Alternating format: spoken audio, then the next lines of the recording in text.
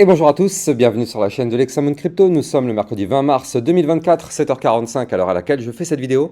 On va faire un point sur notre Bitcoin et aussi on va regarder des cryptos du top 100.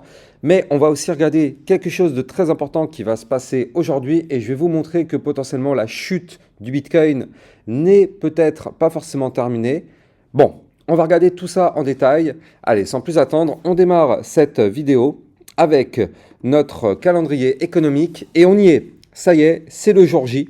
C'est le jour J parce qu'aujourd'hui, on va avoir les projections économiques FOMC, le communiqué du FOMC, la décision de la Fed sur les taux d'intérêt et la conférence de presse du FOMC. Donc là, du très très lourd ce soir à partir de 19h. Donc effectivement, il faut surtout surveiller la décision de la Fed sur les taux d'intérêt. Actuellement, on a un indice à 5,5%. On s'attend à avoir un indice à 5,5%, donc pas de changement. Je rappelle la règle, si on a plus que 5,5, ce sera très mauvais signe. Ça voudra dire que l'inflation est toujours très forte. Donc plus que 5,5, malheureusement, ce serait une mauvaise nouvelle. Moins que 5,5, ce serait une très bonne nouvelle. 5,5 serait déjà pricé par le marché. Donc là, on va surveiller tout ça de très très près. Ça va se passer ce soir à 19h. N'oubliez pas que vous avez tous les indices en temps réel sur mon site internet, lexamenecrypto.fr, dont le lien est en description de cette vidéo. En haut, vous avez l'onglet La Toolbox. Et ici, qu'est-ce qu'on voit? Le calendrier économique. Vous y allez et effectivement, vous avez toutes les informations. Vous avez aussi d'ailleurs le compte à rebours du halving du Bitcoin. On voit que c'est dans 30 jours, 3 heures, 42 minutes, 2 secondes. C'est ultra précis le truc, donc n'hésitez pas d'aller le regarder si vous voulez effectivement jeter un coup d'œil à ça. Et au passage, tiens, on va regarder un petit coup d'œil sur le Crypto Fear and Greed. Ça c'est bien, ça redescend un petit peu, on est à 74, donc on est toujours dans la cupidité. Mais petit à petit, ça redescend vers des niveaux un peu plus normaux. Je rappelle la règle, plus on est dans le vert, plus on est dans une extrême euphorie et une extrême cupidité. Tout le monde pense qu'on va partir to the moon, ça joue sur le mental, sauf qu'au final, il y a toujours une punition quand on est comme ça, malheureusement. Donc là, derrière, petit à petit, le marché fait mal pour faire chuter doucement la mentalité des utilisateurs, enfin des traders, des investisseurs, pardon. Donc là, ça chute, jusqu'à avoir un sentiment de peur, où là, les investisseurs vont avoir de plus en plus de peur d'injecter pour, pourquoi pas, relancer un cycle. Donc effectivement, là, on était beaucoup trop haut. Ici, plus aucun investisseur n'avait peur d'investir sur la crypto-monnaie. Et ça, on sait très bien qu'en général, ce n'est jamais bon signe. Allez, sans plus attendre, on va démarrer notre analyse technique sur le Bitcoin, mais je rappelle à tout le monde que tout ce que je vais dire dans cette vidéo n'est en aucun cas un conseil financier. Alors, Bitcoin, ça y est, on l'a fait. On l'a fait. On est revenu faire le pullback des fameux 61 403 $. On le voit ici, cette grosse zone de support, tac, le support violet qui est là. Énormissime support, énormissime support. On est revenu le retester. C'est-à-dire que là, notre Bitcoin sur 5-6 jours, on a chuté de 16,87%. Et on est venu chercher le support des 61 403. Donc là, clairement, on ne va pas se mentir, c'est une zone parfaite pour un rebond. Si ce support ne tient pas, alors oui, on va avoir une chute beaucoup plus prononcée dans les prochaines semaines. C'est-à-dire qu'on pourrait venir chercher, pourquoi pas, les 58 930, voire même les 56 519, ou encore, pourquoi pas, eh bien ici, les 52 691. Je rappelle qu'il y a encore 2 semaines, personne ne pouvait penser que le Bitcoin allait pouvoir se diriger vers ces zones-là, mais potentiellement, si on break ce support, ce seront des zones qu'on reviendra chercher quoi qu'il arrive. Donc c'est pour ça que je dis, ça joue beaucoup sur le mental des investisseurs. Quand on était ici, je faisais des petits sondages en vous disant si vous pensez que le Bitcoin allait aller décoller to the moon ou allait retracer un peu. Quasiment la plupart des personnes qui répondaient au sondage, c'était qu'effectivement ça allait partir to the moon. Je rappelle que mes sondages, moi, ils sont sur Twitter, ils sont publics, vous pouvez toujours y accéder à chaque fois. Vous remontez un peu dans mon fil Twitter.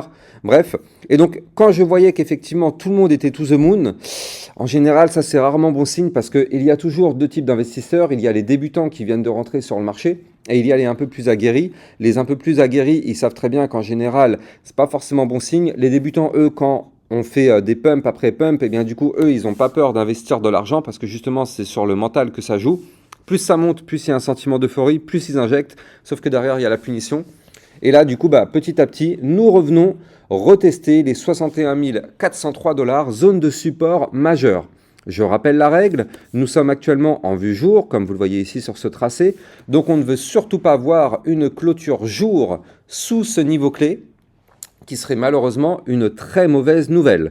Si on clôture une journée sous ce niveau, là oui, ce serait bien sûr pour pourquoi pas venir rechercher des points plus bas. Pour l'instant, la journée ne fait que commencer.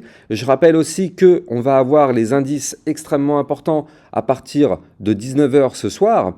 Donc effectivement, il va falloir surveiller ça de très très près parce que ça risque de faire bouger pas mal les marchés, ça risque d'entraîner de la volatilité. Donc là, on est sur un support majeur. Est-ce qu'on va avoir un rebond intéressant ou est-ce que malheureusement, avec les indices qui vont tomber ce soir, ce support va céder et on va s'effondrer? Eh bien, on aura la réponse de toute façon à 19 h, 19 h 30 ce soir. Donc, vous avez juste à vous connecter en fait sur mon site internet lexamoncrypto.fr. Vous aurez les indices qui vont s'actualiser en temps réel. Donc là, du coup, sur le Bitcoin, pour l'instant, on tient. On voit quand même qu'on a retracé tout le mouvement haussier qu'on a connu ici, là, depuis cette petite latéralisation qui a eu lieu au début mars 2024. Eh bien, suite à cette latéralisation ici, on a eu une explosion. Eh bien, on a retracé 100% du mouvement. Qu'est-ce qu'on voit? On voit que là, bien, aussi, attendez, pardon, je vais me mettre plutôt en vue 4 heures, ce sera encore plus pertinent, voilà, parfait. En vue 4 heures, pour l'instant, on voit que, bien sûr, on est et on reste dans une tendance baissière. Comme je vous en avais déjà parlé à plusieurs reprises, nous avons un canal ici qui est un canal descendant. Tant que ce canal descendant, malheureusement, n'est pas breaké par le haut, je rappelle la règle, nous restons dans une tendance baissière. Même si hier, on a réussi à faire une belle petite remontada quand même. Hier, on est revenu chercher les 65 760. Malheureusement, on s'est fait rejeter par la résistance que je vous avais donnée d'ailleurs. Souvenez-vous, hier, je vous avais fait une vidéo. Il était environ 19 h, je crois, quelque chose comme ça. Elle était là, cette vidéo. Et en fait, dans cette vidéo, je vous avais expliqué qu'il y avait une résistance clé qu'il fallait breaker. Si on n'y arrivait pas, on allait se faire rejeter, ça allait faire mal. Et du coup, cette résistance était celle-ci à 65 535 $. Malheureusement, eh bien, on s'est fait rejeter par cette résistance. Donc là, ici, on le voit parfaitement, rejet par la résistance. Boum, on chute, on va chercher le bas du canal. Le bas du canal étant un support, pour l'instant, ça rebondit parfaitement sur ce bas du canal. Donc là, est-ce que ce bas du canal va tenir? Pour l'instant, en tout cas, c'est le cas. Donc là, on arrive dans une grosse zone de support. Bas du canal, plus le support que je vous avais donné tout à l'heure aux 61 403 $. Donc là, clairement, si on doit avoir un rebond, c'est maintenant. C'est maintenant parce que sinon, ça risque de chuter fort. Donc, il faut absolument que notre Bitcoin rebondisse sur nos niveaux actuels. Et je rappelle la règle, même si on rebondit et qu'on remonte pour aller chercher, pourquoi pas, les 66 956, je rappelle que même si ce soir, on clôture ici, là, nous serons toujours dans une tendance baissière. Tant que ce canal descendant n'est pas breaké par le haut, donc c'est-à-dire ici, tac, tant qu'on ne fait pas ça, la tendance est et restera toujours baissière, même si notre Bitcoin nous pousse aujourd'hui un plus 8,06%. Vous allez voir que tout le monde sera euphorique, tout le monde va dire « ouais c'est bon, le Bitcoin est reparti, ça y est ». Non, nous serons toujours, tant qu'on est dans ce canal descendant, toujours baissier. Je rappelle, si jamais on remonte pour aller chercher le haut du canal ici, et qu'on se fait rejeter, je rappelle que le haut du canal est une résistance, si on se fait rejeter par le haut du canal, eh bien du coup, on chutera pour aller chercher de nouveau le bas du canal en formant un point bas plus bas que le précédent. Là, ici, on le voit parfaitement. On a formé un point bas plus bas que ses précédents, des points hauts toujours de plus en plus bas. Donc pour l'instant, la tendance, bien sûr, est et reste baissière. Mais en tout cas, là, du côté du Bitcoin, on est quand même sur des très beaux supports, donc ça pourrait, si effectivement les indices de ce soir ne sont pas trop mauvais, eh bien ça pourrait être un niveau clé pour avoir un rebond. Je rappelle, les résistances à breaker si on veut pump, ce sont les suivantes. Ça, il faut les noter vraiment sur un papier. Donc, première résistance, 62 231.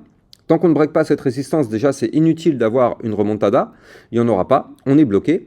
Résistance suivante, 63 264. Si on break cette résistance, ce serait déjà un premier point.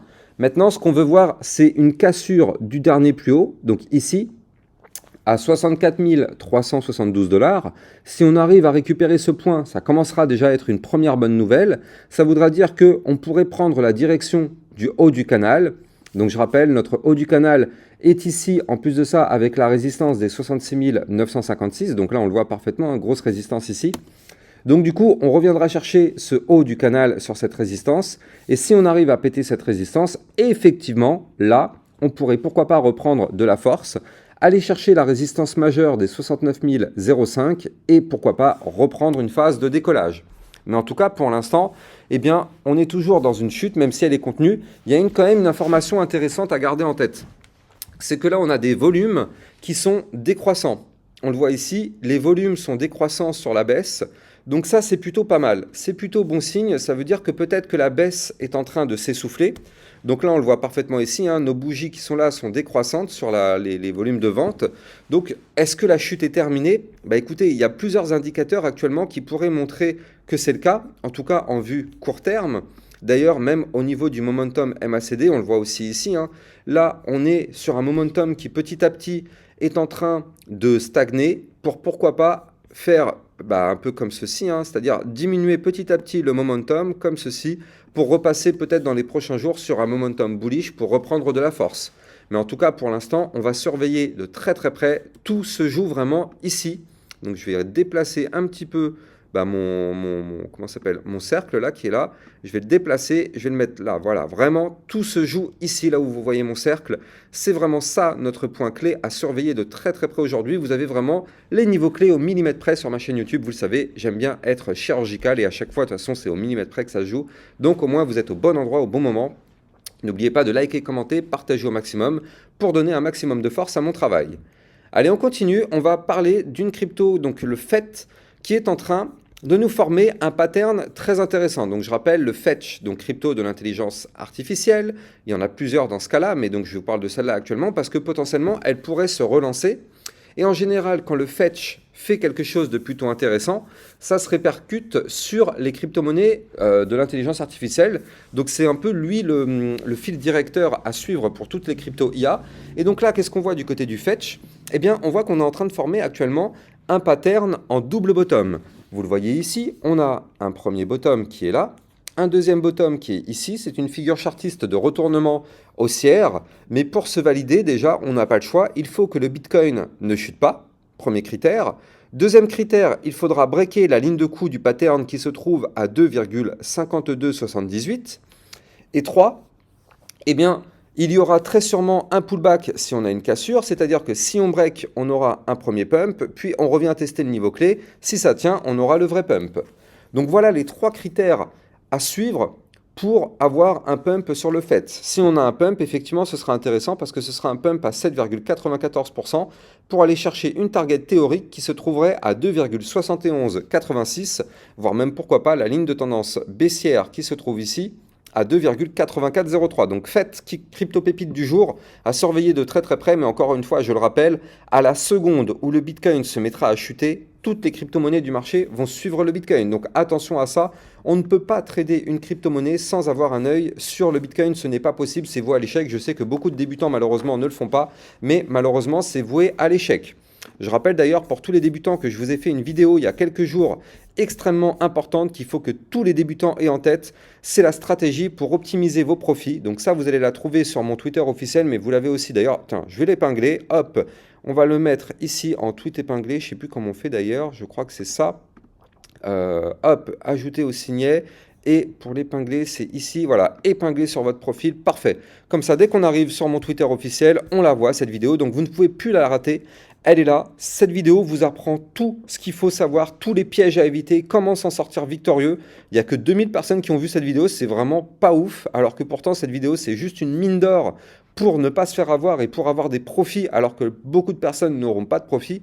Bref, je ne comprends pas pourquoi la vidéo n'est pas aussi vue, mais bon bref, en général, c'est pas grave. Moi je fais des vidéos qui sont vraiment ultra pertinentes. Après, ceux qui veulent regarder, regardent. Sinon, ceux qui veulent pas regarder, bah tant pis. Mais je sais que malheureusement, il y a toujours des personnes qui viennent me dire en commentaire, oui, je comprends pas, j'ai pas réussi à avoir des profits. Bah ouais, mais bon, la vidéo est là, il faut aussi regarder les vidéos. Si moi je prends du temps à faire des vidéos, c'est pour vous expliquer, c'est pour vous aider, sachant que toutes mes vidéos formations sont toutes gratuites, je le rappelle, sur ma chaîne YouTube, alors que d'autres youtubeurs vous les font payer. Moi, tout ça, c'est gratos.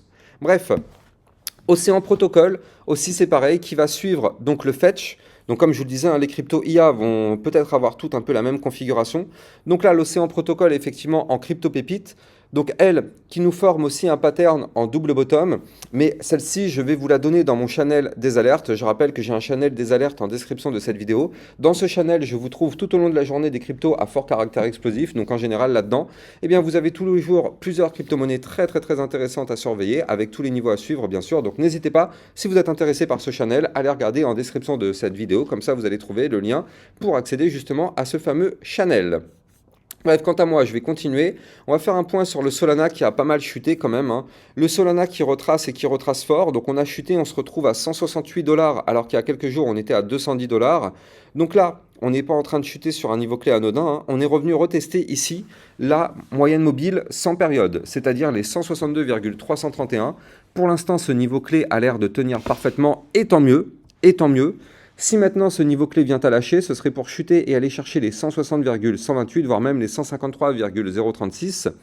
Maintenant, voilà, comme je le disais, c'est un niveau de support. Donc, est-ce qu'on va se reprendre? Dans tous les cas, tant qu'on est sous la résistance des 173 $, inutile d'espérer quoi que ce soit, on est bloqué. Si maintenant, on arrive à regagner ces 176 $, on pourra remonter à 180, voire même, pourquoi pas, plus haut. L'Ethereum, qui lui est revenu retester une zone de support majeure. Je vais vous expliquer tout ça, mais je rappelle aussi que si vous voulez trader toute cette volatilité, vous allez trouver en description de cette vidéo mon lien de parrainage Binance qui vous permet d'obtenir un bonus de 10% à vie sur vos frais de trading. N'hésitez pas à taper dedans si vous n'avez pas encore de compte sur Binance, parce que 10% à vie sur vos frais de trading, ça fait quand même pas mal d'argent sur la durée. Donc là, au niveau de l'Ethereum, on est revenu tester une zone de support clé, les fameux 3146 $.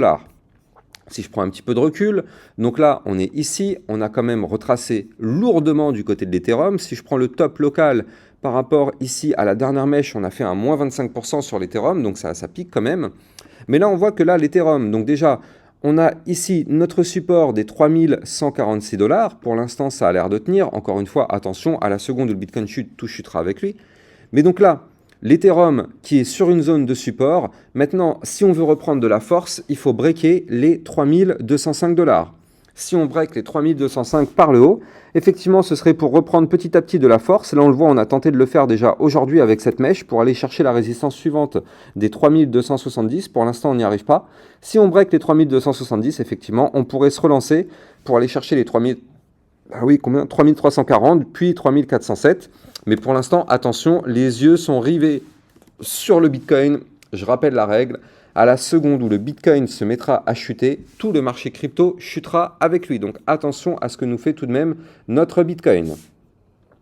On jette un coup d'œil aussi sur l'Atom Cosmos. L'Atom Cosmos qui est toujours dans une configuration latérale, qui lui pour l'instant, c'est une crypto-monnaie qui n'a toujours pas explosé. Ce qui est bien, c'est que là, on est revenu tester une ligne de tendance baissière. Vous le voyez, ce trait bleu qui est là, très long terme. Eh bien, en fait, on est revenu la retester ici. Vous le voyez, tac. On est revenu la retester. Donc là, pour l'instant, c'est une zone de support au 10,844. On a aussi un support juste au-dessus à 11,248.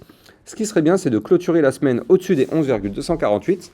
Comme ça, en faisant ça, ça permettrait de valider le pullback. Je rappelle que là, on a un magnifique rounding bottom, tac, figure chartiste de retournement haussière qui a été breaké dans un premier temps par le haut. On est revenu faire le pullback de la cassure de cette figure. Donc là, actuellement, c'est ce qu'on est en train de faire. On est en train de faire le pullback. Si on arrive à clôturer la semaine au-dessus des 11,248, pullback validé. Et on pourrait connaître un Atom Cosmos qui poursuit sa tendance haussière pour aller chercher, pourquoi pas, le haut du range ici à 15,702 et exploser par le haut si on break ce range par le haut. Donc effectivement, l'Atom Cosmos sera surveillé de très près dans les prochaines semaines si on arrive à valider notre pullback. De toute façon, c'est une crypto que j'analyse assez régulièrement sur ma chaîne YouTube, donc on va la surveiller, quoi qu'il arrive, quasiment tous les jours ou peut-être tous les 2 jours. Bref, n'oubliez pas de mettre des likes, des commentaires si vous avez kiffé cette vidéo. Et quant à moi, j'ai plus qu'à vous souhaiter une excellente journée et je vous dis à plus tard sur Twitter, sinon à ce midi sûrement pour une prochaine vidéo. Ciao, ciao!